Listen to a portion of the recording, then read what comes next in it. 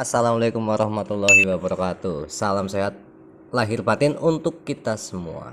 Semoga selalu dalam lindungan Allah Subhanahu wa taala, Tuhan yang Maha Esa. Disclaimer dulu ya sob. Konten ini adalah konten spoiler film. Kami sarankan kalian untuk menontonnya secara full di TV tetangga yang punya koneksi internet full juga. Film ini berjudul 7 Hari untuk Kaisya. Kita mulai ceritanya. Awal kisah diperlihatkan ada 3 manusia sedang bermain musik di sebuah kafe. Mereka adalah Sadewa, Bona, dan River. Ketika mereka sedang bermain musik, datanglah perempuan yang memperhatikan mereka sambil meminum marimas rasa teh. Setelah bermain musik, Sadewa mendekati perempuan itu dan ternyata perempuan itu sengaja datang ke kafe untuk mencari Sadewa. Perempuan itu berkata bahwa dia mengenal Sadewa 20 tahun yang lalu dan perempuan itu memberikan beberapa foto anak kecil yang bernama Kesya kepada Sadewa. Perempuan itu juga berkata bahwa itu adalah anak mereka. Dia juga berkata dia akan membawa anak itu ke rumah Sadewa. Cut. Di scan selanjutnya kita diperlihatkan Kesya sedang bersama ibunya ngobrol di tengah jalan. Ibunya mengatakan bahwa Kesya harus bertemu bapak kandungnya, karena ibunya akan menikah dengan laki-laki lain. Scan selanjutnya memperlihatkan Kesya dan ibunya berada di rumah Sadewa. Ibunya berdebat dengan Sadewa dan mengatakan bahwa namanya adalah Diana. Diana juga menceritakan kronologi proses terbentuknya Kesya.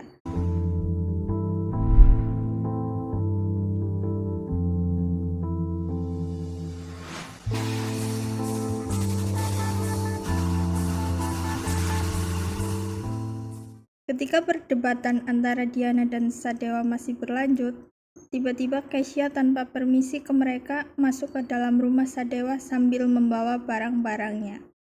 Sadewa pun memberikan kamar di rumahnya untuk dijadikan kamar Kesya, yang notabene kamar tersebut adalah studio musiknya. Hubungan mereka pun sama sekali tidak baik seperti film Tom and Jerry. Makanya jadi cowok yang jantan dong. Jangan pikirannya cuma selangkangan doang.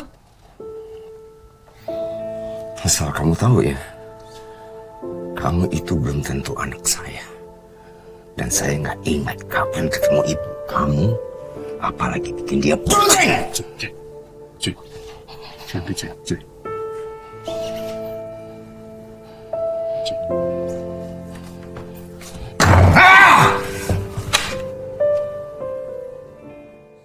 Sadewa pergi ke warung kopi milik Pak Pandi. Dia mengatakan kepada Pak Pandi bahwa ada seorang perempuan mendatanginya dan membawa seorang anak bernama Kesya dan mengaku bahwa itu adalah anaknya.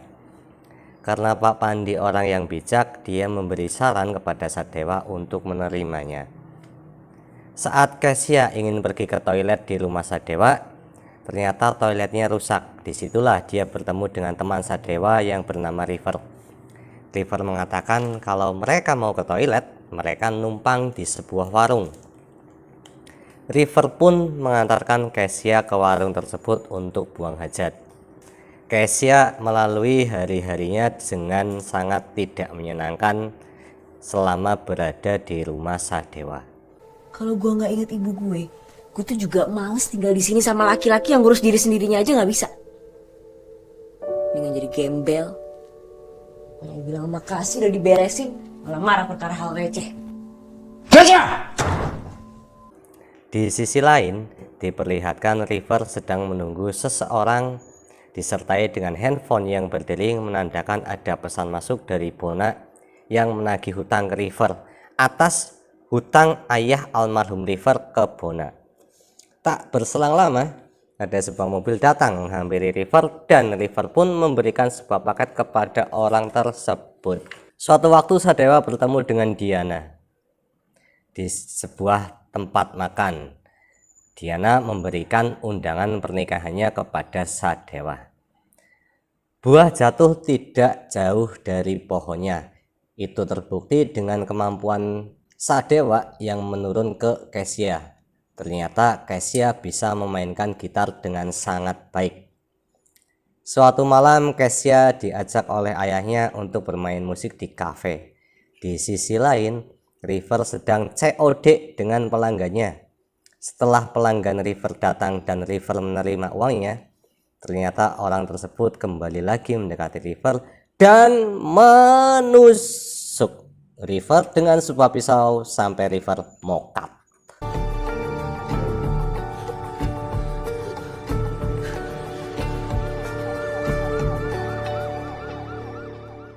Setelah selesai bermain musik, Sadewa duduk untuk memesan minuman. Tetapi tiba-tiba muncul laki-laki memakai jaket hitam, berjenggot, berkumis, dan menyeramkan. Dia mengatakan kepada Sadewa, bersenang-senanglah sebelum nyawanya diambil. Di rumah sakit, terlihat River terbaring dan muncul sosok laki-laki misterius yang menanyakan ke arwah River tentang permintaan terakhir River sebelum nyawanya diambil. Arwah River mengatakan bahwa dia ingin bisa menyatakan dan bersama dengan seorang perempuan yang dia cintai. Pada pagi hari, ketika Kesya membuka buku catatan Sadewa, Kesya menemukan sebuah buku yang menarik dan membukanya. Spontanitas, dia memegang ukulele dan mencoba membuat lagu dari beberapa catatan tersebut. Dan tanpa disadari, Sadewa datang dengan membawakan gitar listrik baru untuk Kesya. Kemudian, Sadewa menerima telepon dari Bona. Dia mengatakan bahwa River ditusuk oleh seseorang dan sekarang River ada di ruang ICU di sebuah rumah sakit. Di rumah sakit, Bona menjelaskan ke Sadewa bahwa selama ini River juga nyambi sebagai kurir narkoboy. Saat Sadewa ingin masuk ke dalam ruang ICU untuk melihat River, Sadewa melihat di dalam ruang ICU tersebut ada seorang laki-laki yang menunggu River. Tetapi Bona tidak bisa melihatnya. Suatu pagi Kesya pergi ke warung untuk membeli makanan, tetapi ketika pulang, tiba-tiba dia tertabrak oleh kendaraan bermotor dan akhirnya dia pun mokat. Dan tiba-tiba muncul di samping tubuh Kesya seorang laki-laki yang ditemui oleh Sadewa di kafe waktu itu. Kita sebut saja dia malaikat. Kenapa kita sebut dia malaikat? Sobat akan tahu nanti. Oke, lanjut. Laki-laki itu berkata kepada Kesya tentang apa keinginan terakhirnya.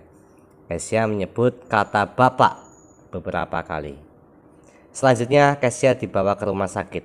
Terlihat Sadewa menangis atas apa yang menimpa Kesya. Di sana juga berdiri sang malaikat maut yang menanyakan kepada Sadewa, apakah dia bersedia menukar nyawanya dengan nyawa anaknya. Sadewa pun mau menukar nyawanya demi menyelamatkan Kesya anaknya. Perjanjian pun ditandatangani dan malaikat maut memberikan waktu selama 7 hari untuk memberikan waktu kepada Sadewa berpikir apakah dia benar-benar mau menukar nyawanya dengan nyawa anaknya. Tiba-tiba waktu kembali ke awal di mana Kesya pertama kali datang ke rumah Sadewa. Sadewa pun heran, bercampur senang dan bingung. Dan ini adalah hari yang terhitung menjadi hari pertama dari 7 hari yang diberikan oleh malaikat maut. Di hari pertama juga Sadewa pergi ke toko kopi Pak Pandi untuk menanyakan apakah takdir bisa dirubah. Hari-hari dilalui oleh Sadewa bersama Kesya dengan sangat bahagia. Tapi kalau yang ini jangan. Ada River. Kan kamu bisa diantarin kemana-mana naik motornya. Ya nggak, Mat?